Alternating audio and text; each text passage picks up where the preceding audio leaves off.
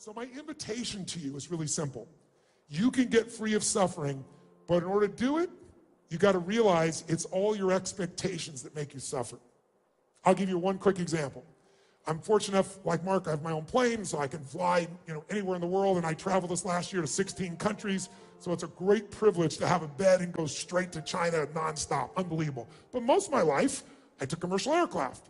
And after a while, I started chartering in the U.S., but going overseas was too expensive, so I didn't do that. So I found half my time I was on an airplane. About every 4 days, I was on an airplane or on stage, one of the two.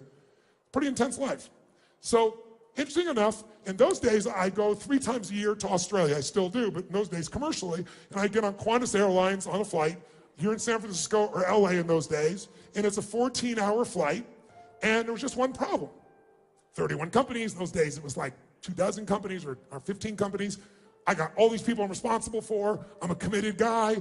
And how am I connected 24/7, right? We all know what it is. It's all these tools that we develop, all this technology. But I was used to domestically, you got connection to the internet, even while you're flying. But you get on that 14-hour flight, death, no technology, no web. And I was like so frustrated. Why do they do this? These 14 hours, they can be so productive. Oh my God. Who knows what I'm talking about here? Get a sense of what I'm talking about. So what happens? One day, after years of going through this, before I had my own plane, I'm on this flight, and Qantas Airlines announces we're about to take off. Guess what? We can now proudly tell you we now have international internet. And it was like people cheered. Some people stood up in the aisles and clapped. I didn't, but I felt like doing it. It was just like, this is incredible. It was like God descended into the building. We have internet. We got Instagram. We got Facebook. We got email. This is the most amazing thing. And then what do you think happened within 15 minutes? What do you think happened? Tell me, come on. It broke down. And when do you think it worked again? Never. 14 hours without it, and people are like, this is bullshit. I can't believe this crap. I'm not putting up with it. 15 minutes earlier, it was a miracle. Now it's already an expectation. Write this down. If you want to change your life, trade your expectations for appreciation, and your whole life will change in that moment. Trade your expectations for appreciation, and your whole life will change in that moment. If you are suffering, there's only one reason. Things aren't meeting your expectations. What are the chances of everyone in your life meeting your expectations for the rest of your life? What are they? What are your expectations that God or the universe will meet your expectations every moment? See, I'd like you. Are you married, sir? Is she here? Oh, she's with your twins. How beautiful. Congratulations. I would never want to see you have any pain if I could ever avoid it, if I could do anything about it, but I'm not God. So I can do something different since I'm not God. I can get you to consider something that if you did it would give you freedom. It would be an absolute commitment in yourself to say, life is too short to suffer. God has given me this creation, and I'm going to love every moment. I'm going to find ecstasy every moment of my children, even when they do crazy shit, even when they're rugrats. I'm going to have with my wife, even when she doesn't seem to be listening to me or my husband isn't. I'm going to do it even if she left me. I can't control her leaving you. But I can control one thing. You can make the decision that you are going to find beauty in everything in life, and you're going to learn from everything in life, and that is the only way you'll be out of suffering. Otherwise, it won't matter how much money you make, it won't matter how many people love you, it doesn't matter how many great kids you have. Are there going to be disasters and challenges for all of us, yes or no? Yes or no? All of us, I don't care how rich you are financially, I don't care how smart you are, I don't know if you have an IQ of a genius, I don't care if you've got the biggest company in the world. Every person in the room is going to experience extreme stress in your future. Everyone here will have something, a robbery, a house that burns down, an earthquake, somebody that cheats you, somebody steals money from you, somebody you totally trusted and then they screw you over, somebody that betrays you. Aren't you glad you came to this positive seminar? See, you thought I was Mr. Positive Thinking. You're so wrong. See, I'm a realist. I don't believe, I'm not stupid. I don't think that everybody, I know that most people are not fit and healthy. Most people around the world do not have a relationship where they're totally passionate. Most people do not love their work. True or false? But a few do. I'm interested in the few who do versus the many who talk. I'm interested in the few that live the beautiful states versus the masses that suffer. And I also know that anyone can end that suffering in a moment if you make the decision that says, I have decided from this day forward, I'm going to find beauty in everything by being in a beautiful state. And that means if you start to suffer, by the way, you're going to suffer. We all do. Because this brain is 2 million years old, and it's going to keep acting. It's going to keep looking what's wrong. But the difference is when it comes in, if you've made the decision, you'll start to suffer. And I created for myself a 90-second rule. I got 90 seconds to get this shit out of me. And those 90 seconds, I figure out what it is, and I know how to stop suffering. I'm suffering because I'm having an expectation that's not being met. And while I think it's life and death, it's just my preference. It's my preference that you guys had more energy than we started. It's my preference that you'd have a great time. It's my preference that my kids would do everything I want them to do. It's my preference that all my employees across all these companies will do all the right things every day. God will laugh at your preferences. And what I found is I have my preferences, which are wonderful, but I'm still going to live in a beautiful state because life is precious. Hey, what if you were God? And you come down and you talk to one of your creations and you say, how's it doing down here? How's it going down here on earth? What do you think? And a person that you're talking to that you created goes, well, God, I mean, you could have done a better job. I mean, come on. Why'd you make it so frickin' foggy here in San Francisco? I couldn't land my plane the other day. And why wouldn't you go planes that could cut through the fog? I mean, you're God. And why did you make all these irritating people? You know, I had so many irritating people. They try to stop me from doing things. And, you know, and also it's just like, why didn't you just make me rich? Why do I have to work? And besides that, you even got these little ants. You know those little red ants? They're like this small, and they bite the shit out of me. Why would you create those for me? If you heard all this bitching and you were God, would you want to hang out with this person? If you were God, you might, say, I don't know. What if you go to somebody else, you go, what do you think? One of your other creations. And that person says, God, you're amazing. This is the most beautiful place on earth. This is heaven. This is extraordinary. I mean, there's so many different kinds of people, and they challenge me in so many different ways. I have to grow to understand them and understand myself. And you make the fog, and you make the sun, and it's always changing, so I'm never bored. And you make these little red ants. Damn, they're courageous. I'm 10,000 times their size, and they'll bite my ass. That's pretty cool. Who would you want to spend time with? The first person or the second one if you were God? Which one? So if you're not experiencing God, perhaps you're bitching too much. Perhaps it's not God, perhaps it's you, and you're whining and you're suffering. So I want to finish with this. If you want to stop suffering, first, you got to know how you suffer and recognize and be honest. Second, you can't tolerate. We all get what we tolerate. So you have to make the decision. I'm going to be in a beautiful state the rest of my life. Doesn't have to be happy. It could be determined. It could be curious. It could be committed. It could be energized. It could be grateful. It could be loving. It could be happy. It could be any of these. But I am going to be that every day because I'm capable. And I've shown you early you are, because how fast can you change your state, my friends? How fast? Come on, guys, how fast? If you stop using your mind and you use your body and your heart, your spirit, that's what will put you there. The mind won't keep you there. It might get you there for when things go your way, your mind will feel happy. But what happens when they don't? I was talking to a man the other day, and he was telling me all about his company, and he lost the company, built it up, and it was $1 billion company. And then, the venture capitalist guys voted him out of his own company. I said, welcome to Steve Jobs' world. And then he told me this new company he's creating, but he doesn't want to put it in, so he's afraid of getting hurt again. I said, you lost that company for a reason. Perhaps it's so you can build this company, which is going to save people's health. What if you and we stop the suffering by having one new belief? Here's what I believe in my soul. Life is always happening for us, never to us.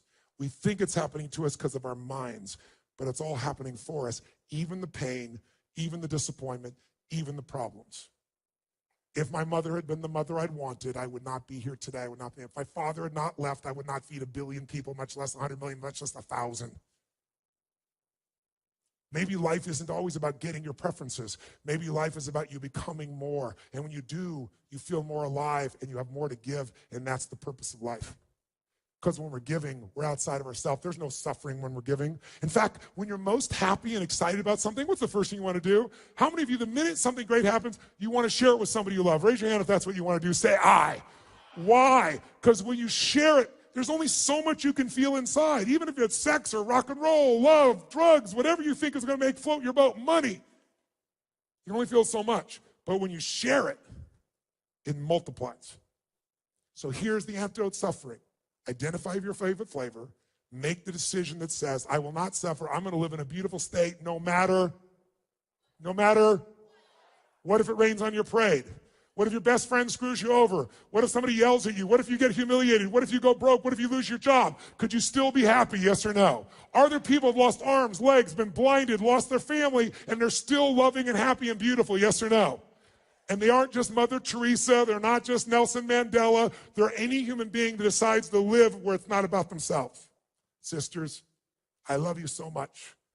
The reason I want to support you, the reason you made those prayers that I decided I was going to fulfill those for you is because you don't just feed people. You love people, people that no one else, people have forgotten. And you're there every day and you ask for nothing. And I know that's why you're fulfilled. And I honor you both. I love you. The best way to end suffering is kill the monster while it's little. Don't wait till it's Godzilla eating your whole city in life. If you turn yourself and train yourself to do it. And by the way, I did this a year and a half ago. And to give you an idea, what happened was I felt the most joy I've ever felt in my life, and then I had 3 incidences. And you understand how I entered the room.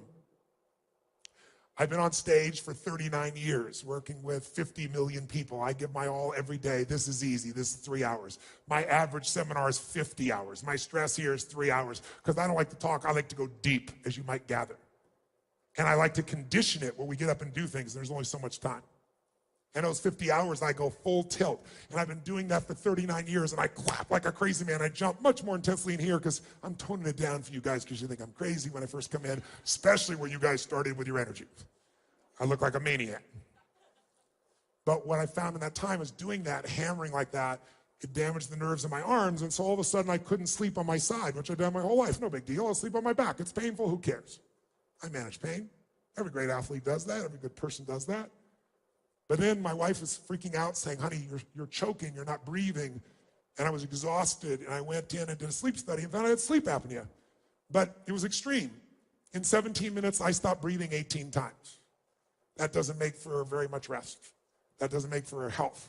So now I have this really sexy device. It's called a sleep app. You stick it on your face. It's a mask, and it pours oxygen in. You will get girls with this shit, I promise you. But they'll be in the hospital, the girls that you'll get, right? And so I'm like, I can't believe this. I'm breathing through this breather now because of these nerves. And then I'm kind of crazy. I'm snowboarding, and I rip 3 rotator cuffs. Not a problem. It's painful. I'll get it worked. But then the pain won't go away, and the pain becomes nerve pain that's shooting so bad. I know how to deal with pain. But on a 0 to 10, 9.9. And it's so severe I can't sleep. I'm in so much pain. And I don't want to do surgery. And the surgeon says, well, it's in your spine. He comes in and tells me it's not just your rotator cuffs. You have something called spinal stenosis, where it's tightening around your spine and crushing the nerves. And there really isn't a solution. We can do surgery, but it's no guarantee, and there's side effects. And the guy, by the way, first tells me, oh, I've been to your business mastery program. I'm making $1.2 million more a year. And I went this other pro. He's telling me, you changed my life. And he goes, now I got to tell you, I'm your doctor. I'm going to show you something. Your life is over. That was his bedside manner. I had not trained him, obviously, in these communication tools.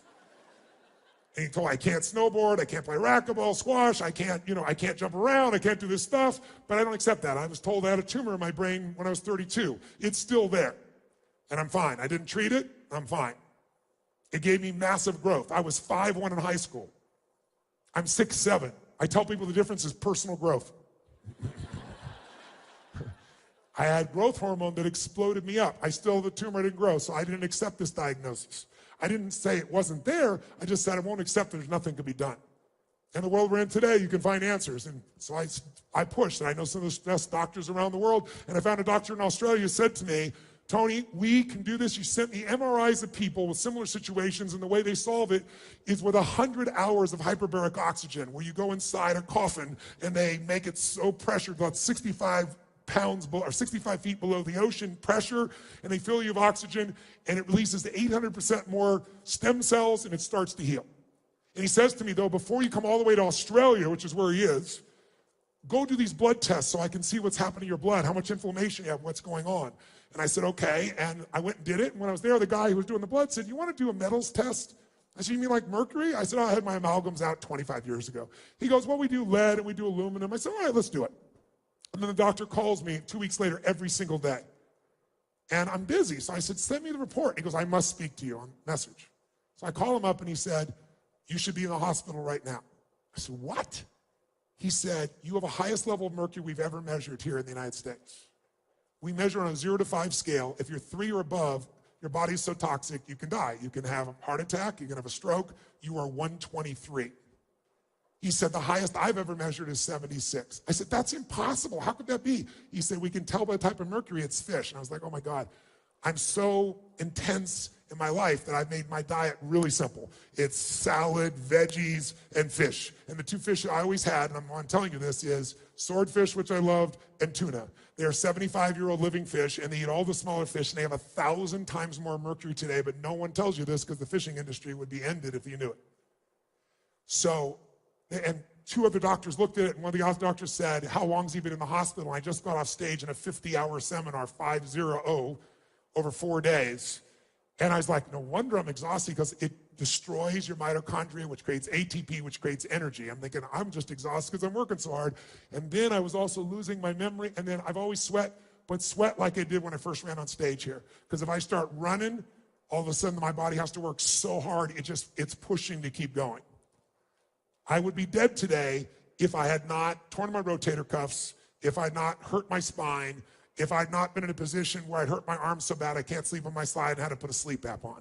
Life is always happening for us, not to us, even when it doesn't look that way. It's our job to find the benefit. And I'm telling you this now for another reason, which is please go get your metals test, because the world we're in today is so toxic that out of 12 of my friends that I told this in the first few weeks, 6 of them all had poisoning. And they thought they were just exhausted or tired or frustrated. Lots of people get diagnosed with dementia. I find myself on stage, it's happened once or twice here, hopefully you didn't notice, but I can tell you now where I thought, where the hell am I? And I've never had that in my life. I do 50 hours without missing a beat. And it's changing. I don't have a script. I'm looking at you, I'm feeling, I'm responding. But I go like, why am I telling you this story? But all that'll come back when it's gone. I'm down to 18 from 123. It's taken me 9 months to do it. I'm not there yet, but I'm almost there. Thank you very much. So if you're watching somewhere else in the world, you're here, go get a metals test. And if you do, and you've got this in your body, get it out. There's a man named Dr. Shade. He's one of the best metals guys in the world. You can find him on the web. He's made a giant difference for me. And I'm going to get those things back.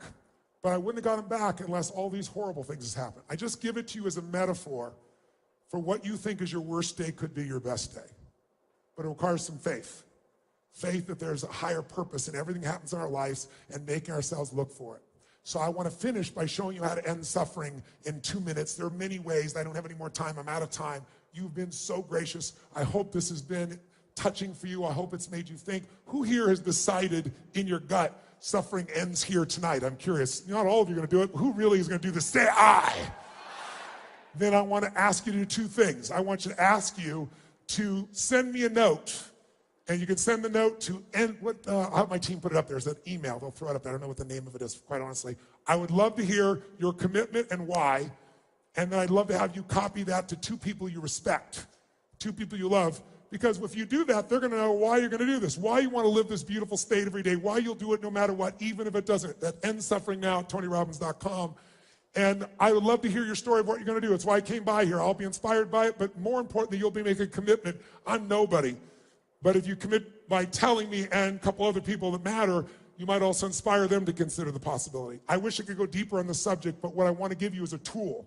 Because if you make the decision, then you're going to come up with suffering. How do you end it? By the way, when I say 90-second rule, in the beginning, it should have been a 4-hour rule. Maybe a few years ago, it should have been a 4-week rule.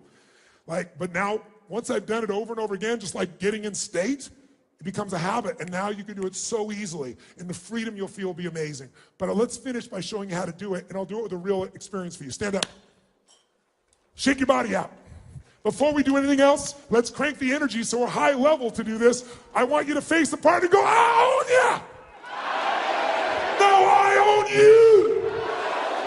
I want you to outdo their energy for 20 seconds, and I want you on a 0 to 10 to go to level 20. So 10 feels like it would be relaxing. Let's clap, and then we'll jump. Ready? 1, 2,